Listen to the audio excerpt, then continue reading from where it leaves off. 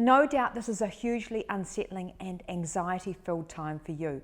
Often this is amplified for children. If you remember your parents separating, you might have empathy for the way this might impact your children. But every child is different, and the way they will react to your news and the subsequent process of separation can sometimes come as quite a surprise. You cannot think of your children as a single entity. Each child has their own views on you as parents and you as individuals. They will all be processing the impact of your separation in their own way and how it will affect them. They will have different needs, and some will be more vulnerable than others. Your job, whilst ensuring you negotiate the settlement that is fair and equitable to you, is to think about the emotional and physical well-being of your children. It's not easy or fair, I've been there, but it's important. You need to start considering how each child will react and why. What you can do to support them, more or less contact with you or your ex. Do they have specific needs that are outside of your expertise, and who is available to support you? Let's discuss these issues further with registered child psychologist and family therapist Dr. Michael Smith. Great to have your expertise, Michael. It's great to be here, Bridget. So Michael, what are some of the specific needs that children have during this period?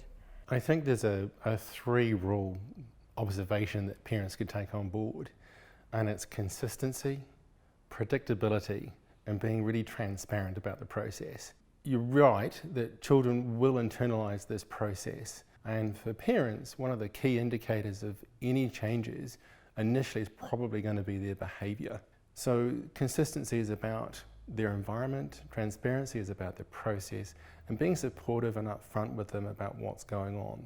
Obviously it's age appropriate for them, but being really clear and transparent about what's happening. Kids understand things better than we realize.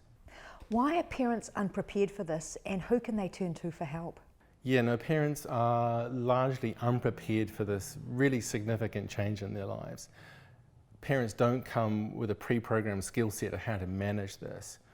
What happens then is parents will internalize their process, children become something almost sometimes as an afterthought, and what happens then is parents think about the legal of this, the accounting of that, and all of these details become all-consuming.